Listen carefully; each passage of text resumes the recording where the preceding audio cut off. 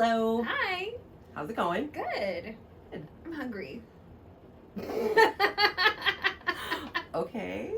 I think that's why For what? Food. Well, I mean, Nothing in specific. okay. In particular. I like your chili pepper earrings. Those are Thank cute. you. See, oh my god, I just subconsciously grabbed the chili peppers because I think I'm hungry. Here, for those on YouTube, you can get a... See them. I would say zoom in, but we don't have a cameraman. No. So... And I don't have a remote. Even then we wouldn't be able to see. I know, right? It zooms in on like, it's like one of our boobs. It's like something. your just like your temple.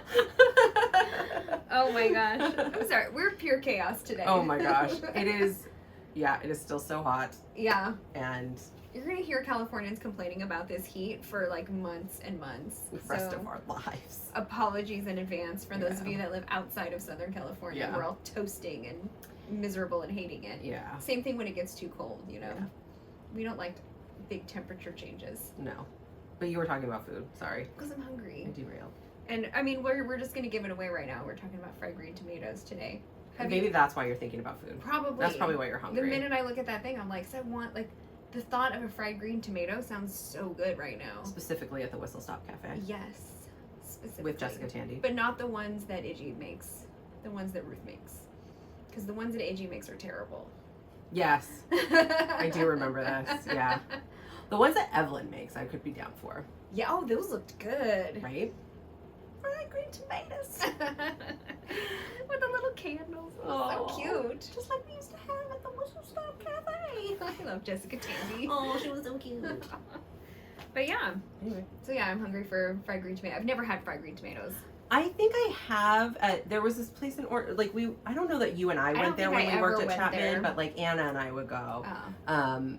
And it was called the Green Tomato Girl, and they had fried green tomatoes. And Carol really liked them, so we would get them for her sometimes. Love it. Yeah, my old boss. Now I want that. I'm gonna find. Well, okay. So if you've read the book, which I have and I own it, the recipe for fried green tomatoes is in the book. Oh, okay. I have the book. I can't remember if I've read it or not. I'm gonna make them. So if you didn't know, Fried Green Tomatoes is based on the book Fried Green Tomatoes at the Whistle Stop Cafe by Fanny Flagg. Yes. So, anyways. Yeah. But yeah, Get into it. Yeah. Unless you had more to say. Oh no, I was just saying like I know I have the book, but I can't remember if I read it or not. Yeah. Anyway. Anyways, so it was released in 1991. The book was released in 1987. Mm-hmm. Production by Avnet Kerner Productions, Electric Show Productions, and Act 3 Communicate. Why are there so many production studios on every movie? I know there's a reason and I can't remember what it is. But a lot of times it's like just money. Yeah. Like we this one gave us money and this one gave us money. Like these all are all financing the film. Got it. It's excessive, in my opinion. Well, sometimes you can't get all the money in one place. I guess. Distribution by Universal Pictures. Listen, money bags. Directed by John Avnet, and the screenplay is by Fanny Flagg and Carol Sobieski. Is she related to Lilo Sobieski? I don't know. I'm gonna find out. Or I'm gonna forget and never bring it up again. Probably that. And it's based on the book by Fanny Flagg. Producers are John Avnet and Jordan Kerner, starring Kathy Bates, Jessica Tandy, Mary Stuart Masterson, Mary Louise Parker, and Cicely Tyson. And so this movie is set in both the 1980s and the 1920s. Fried Green Tomatoes follows both the story of Evelyn Couch, who meets Ninny Threadgood while visiting her husband's aunt in a nursing home, and the story of Iggy and Ruth, two women in the 1920s who run the Whistle Stop Cafe in Alabama.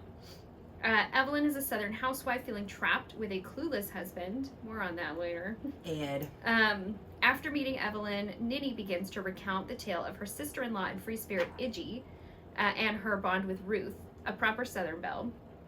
After leaving her abusive husband, Ruth is taken in by Iggy, and the two run the cafe and raise Ruth's son together. And lots happens. And through their story, Evelyn begins to find confidence in her own life. And you can get it through YouTube TV with premium subscription, or you can rent it on Amazon Prime, Apple TV, YouTube, Google Play, or Fandango at home. And yeah. I would have been 11 when this movie came out, and I can't remember if I saw it in the theater. Yeah. I feel like we were a little young, but I also like feel like maybe we did because there was, but we really did a lot of like movies every weekend in high school more than in junior high. So maybe I only saw it like on Yeah. video. Well, and 11 is still elementary. No, I was in junior high. And 11? Mhm. Because Jenny's 9 now, so 6. Oh yeah, I guess so. That'd be 6th grade. And I was in 6th. Yeah, I was in 6th or 6th. It was like the last half of 6th and the first half of 7th. I was 11. I feel like she's gonna be 11 tomorrow, and she's only in 4th grade. So I'm like, but no, she's only 9. Yeah, So. because I started 9th grade when I was 13. Oh, okay, that makes sense. Yeah. Because back when I was in young, the cutoff for turning 5 for kindergarten was the end of December, like the end of the calendar year. Mm-hmm. And so December 13th, like I was like in it, but I was always the youngest in my class. And then like in later years, they cut it off to like you had to be 5 by September. And like I started kindergarten at 6. Yeah. Because, and then I was always old for my year. You were always older because they changed. Or is that right? No, I was 5. You would have been 5. I was 5 and then I turned 6 in November. Yeah. I mean, we're so close in age. We're birthdays. Our birthdays were so close. So like as far as like how old, we were probably around the same age in each year. No, I would have been younger in each year. But I started at 5. So you started at 4? Mm-hmm. Oh, well, that's really young. Mm-hmm. But you also had parents who were teachers, so you probably were more advanced for your age. Because if you had to be 5 by December to get into kindergarten, I would have turned 5 in December. Got it. Yeah. So I thought you would have had to turn. Now it's like I would have turned. I would never let a 4-year-old into kindergarten. No, and I turned 6 in first grade. Yeah, got it. Okay. That was a lot of. Sorry, we could probably cut some of that out. But yeah, so I was 11, so I would have been in 6th grade or 7th. Depending upon what time in the year it came out. So maybe I saw it in the theater, but who knows? Yeah. I definitely saw it in the 90s, though. Mm-hmm. I don't know when I saw it, but I probably saw it around the same age as you. Just, you know. I'm having a memory. Oh. I just realized. I think it was actually, we had it on VHS because, like the Columbia and BMG music subscriptions, there was also a movie subscription, and you would get a bunch of videos, and I'm pretty sure we did that. And that's how we got that movie, and that's how I watched it. Yeah. Sorry, I didn't mean to interrupt you, but I was just like, I'm having a core memory. Yeah. But I definitely didn't see it in the theater because I would have been like 5. Yeah. Entering kindergarten. Exiting kindergarten. And I definitely saw it with my grandma and or my aunt. Or possibly and my aunt, or just with my grandma. Mm-hmm. Definitely with my grandma. Yeah. And it's just one of those movies that she would have shown me. Where it's like, oh, I think you'll like this movie. I did. Yeah. And because she was always showing me, like, I mean, I don't want to say older movies, but like movies. We watched a lot of movies together, me and my grandmother. And I was 7 when we moved over to her. Mm-hmm. So I probably would have been like maybe like 8 or 9 or so when I saw it, maybe a little older. Mm-hmm. But she definitely, like, they would show me like West Side Story and like Fried Green Tomatoes and Steel Magnolias and watched all those movies with them. Yeah. So I definitely watched it with them, and then I've seen it like a bajillion times after that. Yeah. Yeah, I've watched it like however many times. But I will say, are we diving in? Yeah. Because I will say I completely forgot about the existence of the KKK in the universe of, Fried Green Tomatoes. Like I knew there were like, so anyway, the story is that Ruth, the 1920s story. The 1920s story is that Ruth, played by Mary Louise Parker, kind of comes in and visits Iggy's family, kind of falls in love with Iggy's brother, Chris O'Donnell. I know. R.I.P. buddy. But he dies in the movie. It's like horrible. I know. And I like distinctly remember being excited about the movie because we were all excited about Chris O'Donnell at the time. Like it was a very like school ties. He's in, like, 2 scenes. He's in 2 seconds of the movie, and then he dies horrifically. Yeah. And so, but that was, I remember being excited about. Yeah. So maybe we did see it. Just more the stress I feel where he's trying to untie the boot. Oh my God. To get out, and it's just like, and then they start to realize that he's stuck. He's not joking. They're watching, and it's just like, don't play on the train tracks, kids. Yeah. It's terrible. They don't show it. They don't. Thank God. But it was just the tension. Awful. And I like remembering it. It was even worse, like as a fully grown person watching it. But so anyway, so Ruth is visiting from out of town. She's staying with the Threadgoods or in the town with where they live, and she falls in love with Buddy, but then he dies, and then, you know, she comes back again because Iggy's young, significantly younger than Ruth. Not significantly, but I mean, she's a little kid when Buddy dies, and Ruth is a. Which I assume I would say like 5 or 6. I mean, in terms of like children 5 or 6, years. yes. Yeah. Like, because I would assume Ruth is young, like maybe like 17, 18 in those early years. Yeah. And then I'm sure it says it in the book, but I don't remember. And then And Iggy Iggy's is like probably like 9 or 10. Oh, I took her to be like 12 or 13. Oh, I took her to be younger. Oh, yeah. Yeah. Anyway. So I would assume they're about 5 years apart. Yeah. So, but significantly for children hanging out with each other. So Iggy, as soon as Buddy was like her lifeline to the family because Iggy's always been a tomboy. Coded, I'm air quoting for everyone just listening, but you know, she's always been a tomboy, and she doesn't conform to typical gender roles. Yeah, and she doesn't fit in with her family because her family wants her to be a cute little princess, and it's the 20s. Yes. So anyway, once Buddy dies, Iggy kind of goes off and, you know, does her own thing, and you know, watched over by Big George, who is at that point probably an indentured servant. I don't know. There's a lot of racial dynamics, like Southern racial dynamics in the 20s that I'm not really sure of like what all the details are. There are several black characters who seem to work for this Threadgood family. They also don't go into detail about what it is. They never say. And they just say her hired man. Her hired man, Big George. Yeah. And Big George's mom works for them, Sipsy, and, you know, anyway. But so he kind of watches over her. She's like living down by the river a lot, and, you know, just out in the woods and a wild woman. Gambling And once Iggy's grown up, they bring Ruth back to like get Iggy out of that life. Yeah. And Iggy's probably like 19 or 20 at this point. Yeah. You know, Ruth's probably like 25 to 28. Yeah, she's getting ready to get married. And then she gets married to this guy Frank. This is a long way around to get back to my point. But but then Frank, he's abusive. Yeah. And anyway, so takes her off to Georgia. To Valdosta. And but anyway, so I remember Frank being a jerk. Yes. Like I remember him being a totally horrible person.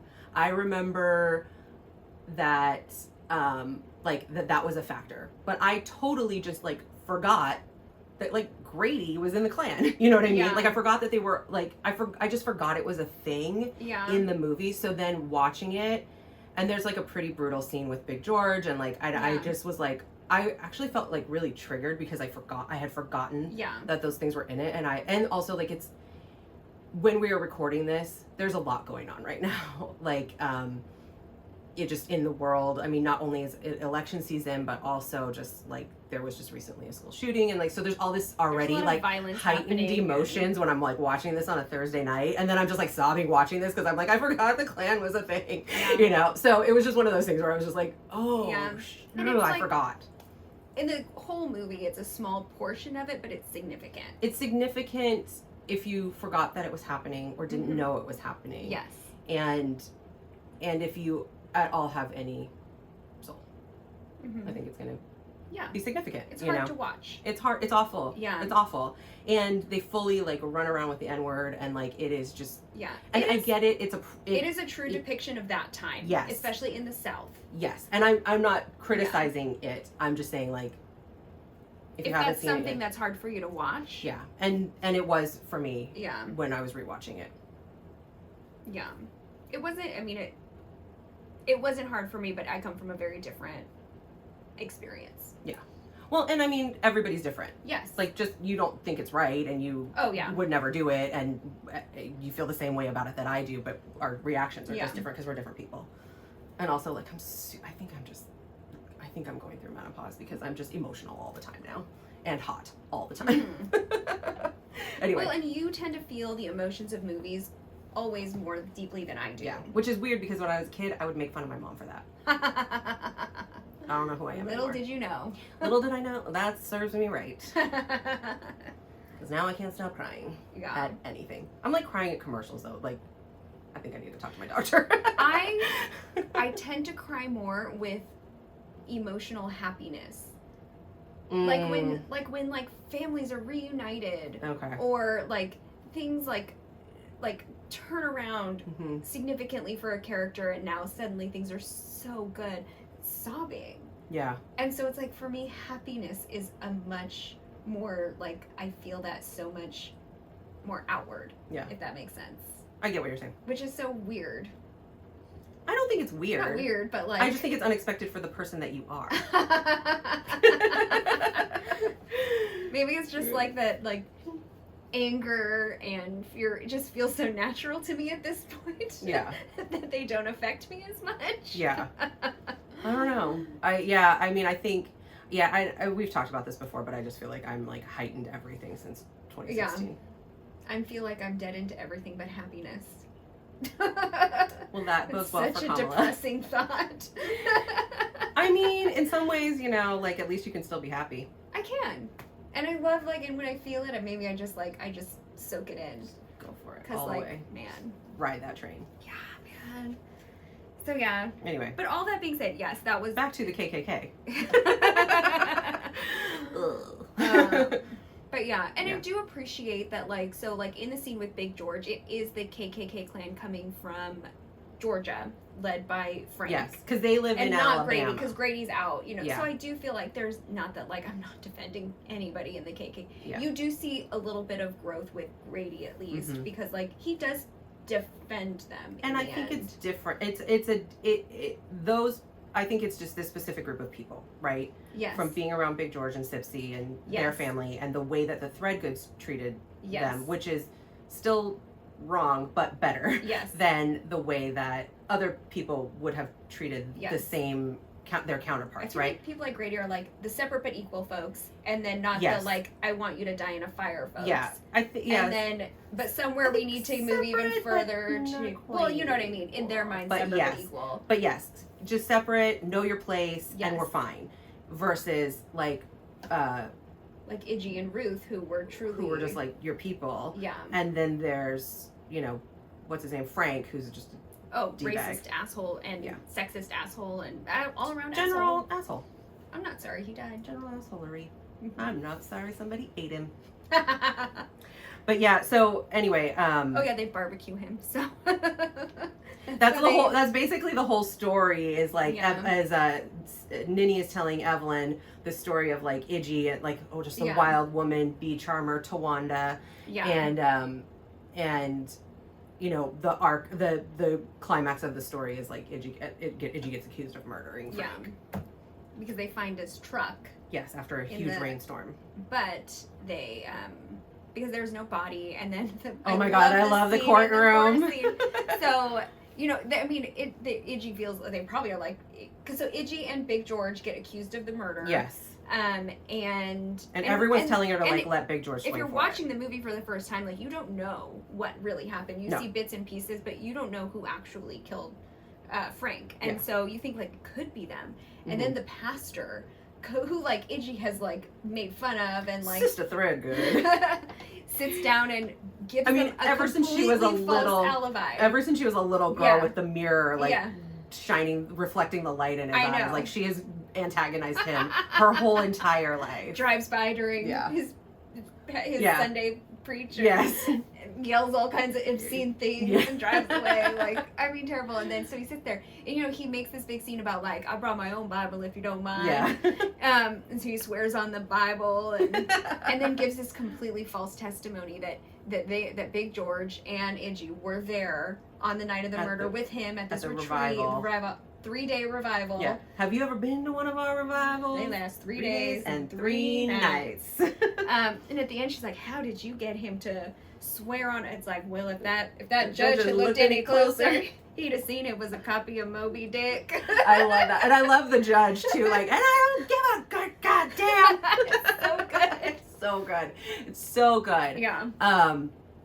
But and I love like I mean I think there are a lot of things about this about this story that I really love, like right, Yeah. like the friendship between Ruth and Iggy, whatever you take of it, right, because it's never explicitly In the movie, In the it's movie, it's never not. explicitly. in the book, It is explicitly they Like, they're are a together. couple. They are in love. and I think And so that is a big difference between the two. If you read the and two, I think the problem is in 1991, no one was going to put lesbians on screen. No. Like that's the Yeah. issue, and in some of the articles that I was reading, like, and one of them was just like, you know, it was clearly this to us, yes, but like no one was gonna make that movie if they kissed or like were in the same bed or like anything remotely close to like showing that they were gay. But so in the movie it's unclear, but it's obvious. Hinted. Well, and it's obvious to us. So it's obvious to us, and there's an article that I put it in the copies of the show notes, so it'll get linked in the show notes for everybody, for all of you. But it's called, from a website called Spectrum South, and the author was shown the movie by her mom when she was 13, and she was just beginning to understand like her own queerness, the author's queerness. I think I might have read the same one. And her mom saw a film about empowered women in the South. Really nothing more. But the author really saw this underlying story of two Southern lesbians. And so she was later encouraged to read the book by a friend and found out that what the film had missed, which was an explicitly queer relationship between Ruth and Iggy in the book, who were madly in love. And then there's a quote from the book that I want to read. I know it's not in the movie, but it's one of my favorite quotes from the book. She said, "It's funny, most people can be around someone and they gradually begin to love them and never know exactly when it happened. But Ruth knew the very second it happened to her when Iggy had grinned at her and tried to hand her that jar of honey. All those feelings that she had been trying to hold back came flooding through her, and it was at that second in time that she knew she loved Iggy with all her heart." You're a bee charmer, Iggy. Very good. Bee charmer. So I love... I love that. Well, and I love that the movie can be so many different things to different people, depending on who we are and our experiences, and we see something so valuable in it, no matter who we are. Well, and even if you interpret it from the movie, right? Even if you interpret it as a queer relationship, they are also just best friends. Yeah. Like, and I love that. I just love their relationship, regardless of any part, like all parts of it, any part of it. I love that relationship, especially at that time. Yeah. And then I also just really love Evelyn coming into her own. Like, she is probably she and Ninny are my favorites. Yeah. And I love how much she gets from Ruth and Iggy's story. And like all of this like confidence, because at the beginning, like I have a quote too, like she's at those ridiculous classes. Yeah. For like to help her relationship with her husband, which is funny because he's not there. Yeah. Is like they ask everybody to slip off your panties and slip the mirror underneath to look at your vagina, because that's the center of your like power and your strength and And Evelyn's having so much trouble, and the instructor is like, "Do you have a problem with your sexuality?" Yeah. "No, ma'am. I have a problem with my girdle." "Do you have a problem with my girdle?" I love her friend too, Missy or whatever. Or what's her name? And I just love when she's like, "We need one of those assertiveness classes, or assertiveness for Southern women classes." Not that that's not a contradiction in terms, but it's so I just love Evelyn's evolution, because she really does go from this like insecure doormat of a person to like empowered, and she's like, "No, Ed, I'm gonna tell you what's what." Yeah. Like, you're not here working on our relationship, and I am. And if you don't listen to me, there's always Tawanda. There's always Tawanda. The whole thing. Face it, girls. I'm older and I have more insurance. So yeah, there's a scene in at the Piggly Wiggly or something where Evelyn's the Winn-Dixie, where Evelyn's gonna go grocery shopping.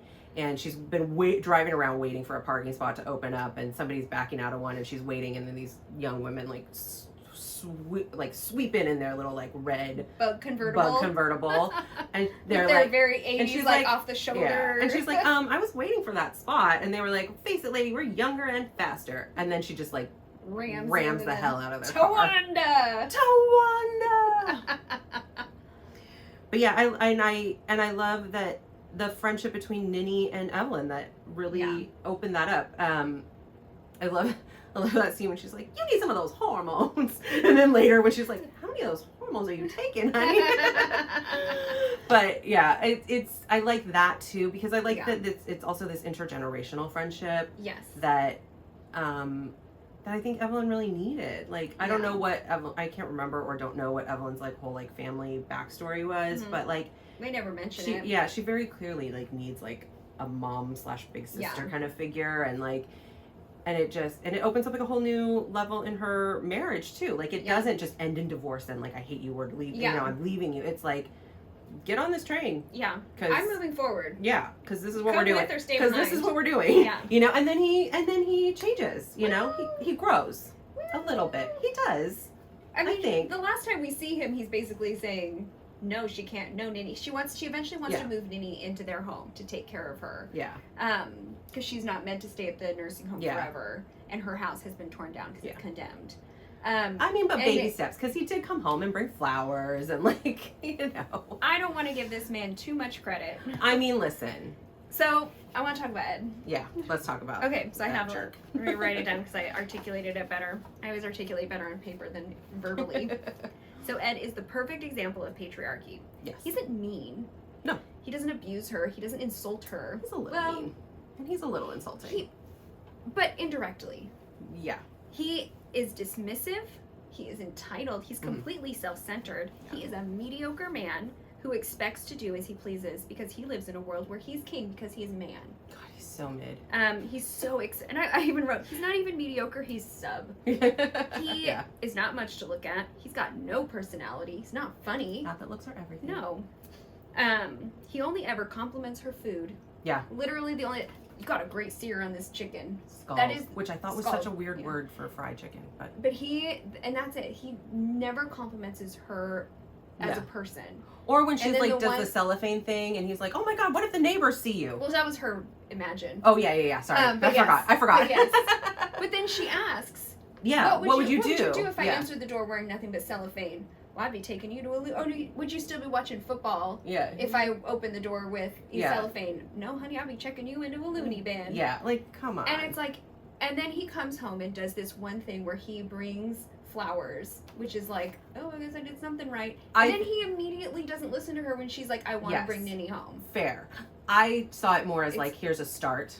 It's a start. But my I hope see what is you're that saying. He does come around. Yeah. We don't know. We don't see. I don't think he's going to have a choice. Nope.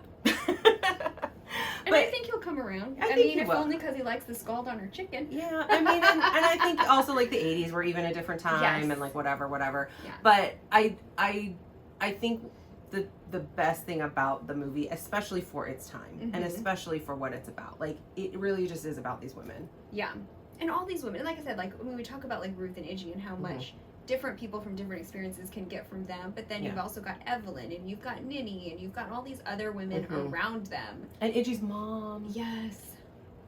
And so it's just a great movie, and I think it's a great movie for women. I feel like Iggy's mom, that actress, has been playing like that age for like forever. 30 years. Yeah. I'm like, how are you still the same age in everything? Well, because we start being 50 by the time we're 30 at this point in Hollywood. She probably was like 30. Yeah. It's so gross. Anyway. Yeah. I'm trying to look at whatever. I'm watching Oh, I just said, I love the side-by-side stories of women, each finding strength to be themselves. Yeah. And that's really what it is like all of these women finding strength to be their true self. Mm-hmm. Yeah. And Iggy, who's basically been her true self. Iggy has been herself forever. But I love that about her. And she brings it out in Ruth. And I love that her family, even though they want her to conform and they try to make her conform when she's younger, like they still put her in that suit for the wedding. They eventually give in and let her be herself. Yeah. Because also, like, why fight? Yeah. Why fight? Just let her be in a suit. I wrote, one of the first things I wrote was why Iggy loves Buddy the best. Yeah. Of everybody in the family, why Iggy loves Buddy so much more, because he loves her exactly as she is. Yep. And he's the one that, talks her down from the tree. He doesn't judge her or condemn her or try to talk her into wearing the dress. No. He just is like, okay, just come down. Yeah. You're great the way you are. I'm gonna God eat all the made chocolate you the cake way, if you don't come down. Right. Yeah. You're the oyster that God put a pearl in. Yeah. I love their stories. I know the story. Oh, I wish, I don't regret not growing up in the South, right? Yeah. But I do wish, I had grown up in that culture of, those tall tales. Yeah. It's so fun. I think about the movie Big Fish. Yeah. And, I just love that, tall tale kind of. Mm-hmm. It's just fun. Mm-hmm. It's just fun. Well, and I love and I hate at the end when Ruth dies. Ugh. Young. Yeah. I mean, they too young. They don't say what. I assume cancer. Yeah. It's Did cancer. they say? Yeah. Oh, okay. It was something by the time by the time Ruth stopped eating, the cancer had gotten so Oh, bad. I missed that line. Yeah. Yeah. Either way, so she's very sick, and Yeah. and she tells Iggy, tell me one of those tall tales. And so Mhm. she starts telling the story that we first heard Buddy tell at the beginning of the movie about, you know, these The ducks lake. who landed in a lake, and then it froze, and the ducks carried it off, and it's probably somewhere over in Georgia. I think and that's just her telling that story. I know. While Ruth, you know, you kind of see her. She's by the window, and you see Ruth like slowly like dying. And she's just crying, and then she comes over and just like sobs over. I mean, Yeah. God, it like that is one of the most beautiful scenes. You know, I think sometimes too that's like why the movie doesn't seem as specifically queer or like as overtly queer because when Ruth is dying, she tells Iggy to like marry Grady. Yeah. You know what I mean? I'm like, you know, so it's like Yeah. the whole time like Ruth is trying to get Iggy to settle down a little Yeah. bit, and so it's like. And even in private moments, right? So I think that's where the queer coding kind of goes awry a little bit. And I think it's probably partially just for the movie and the time in the 90s and whatever. But I understand why they made it a less dominant or explicit part of the movie. But this is not a sign that anyone should remake it. No. I think it's fine. I am so tired of remakes. Yeah. It's a beautiful, even without it, it's a beautiful movie, and it's still there. It's just not forefront. Yeah. And I like that they didn't completely change it. They just... I do a little also like that it's a question. Yeah. Like, I like that it's a little bit like it's what you want it. Yeah. It's what you as the viewer interpret it to be. I don't like that they imply at the end that Ninny is Iggy. Because literally at the beginning of the movie, she says that Iggy is her sister-in-law. She married Cleo. I was literally going to be like, do you think that? No, I don't think they are the same person. It irritated me. I did. Okay, so like forever I did until watching it the other day. And I was like, she talks about how she had a crush on Buddy. I think that would be weird if you were his sister. Right. Maybe when you're very young, like 4, you have a crush on your like dad or your, you know what I mean? Yeah. I'm gonna marry you. But I think in the spirit of like tall tales, that's why I feel like she could be Iggy. But I feel like the setup was a little weird. And maybe that's just writing and maybe she is Iggy. You know what I mean? Yeah. But yeah. Either way. And maybe at this point Iggy is not a physical person, but it's like Tawanda. Yeah. Iggy is just not a personality. It is she's a spirit. Yes. She's like a way of being. It's like a freedom that we all feel and can unleash. Yeah. And that's I choose to believe that is what is implied at the end, that we all have a little Iggy in us. Yeah. And sometimes we see it and it comes out. And you know, we all have a little bee charmer in us. Yeah. I do not have a bee charmer in me. I'm never sticking my arm in a fucking bee stump. You know, I actually, I end up in these like weird nature YouTube spirals, like because my algorithm is now just like all nature. But there's a woman who works for this, or maybe it's her company, Texas Bee Works, and she got kind of famous because she has this interesting voice, and it's like almost like ASMR but bees, and so it's kind of like that NPR kind of radio voice talking about bees. And so there's no bee sounds, but she's always like going and saving the bees. So she does like hive removal or whatever. Yeah. But she saves them. She doesn't like exterminate them. But we need bees. I love bees. She is the bees. She is Iggy. Yeah. Because like she's blonde, she's thin, she's like all these things. But she goes and she just like reaches her hand in and like scoops up bees and puts them in a hive. Like, and she's like, they actually really are calm unless they feel threatened. Yes. You know? Anyway. So, yeah. What else do I have? I don't know. No, that was all. That was all my quotes, too. Okay. I started with my favorite quotes. So, my favorite is Tawanda, righter of wrongs, queen beyond compare. Yeah. How many others homewords you taking, honey? I know, that's my other one. Take it, honey. That's my other favorite one, but definitely Tawanda. Yeah, I just love this movie. It's one of those movies I don't think anybody could play Ruth and Iggy better than Mary Louise Parker and Mary Stuart Masterson. Yeah, they are just so perfect in those roles. They're so good together. And like Kathy Bates is perfect. Jessica Tandy is perfect. The cast is stacked. It's so good. It's so good. It's so good. everyone's in it. You know what I mean? It makes me want to, like, it's like when I watch Stew Magnolias, I just want to start talking with a southern drawl. Oh my gosh. Fried green tomatoes. Just look at those fried green tomatoes. I did read something where Fanny Flagg said, or I think it was Fanny, or the director, somebody involved in the movie said that the scene where, you know, Iggy cooks the fried green tomatoes and Ruth says they're awful, they're terrible, and they start fighting with the food and everything, that was meant to be like a love scene. Oh, yeah. Or I mean, I can like see that. You know, yeah. I can see how that translates to that. Or it's going to, like a representation of that in Yeah. there. So I thought it was sweet. That's cute. I just love the fashion.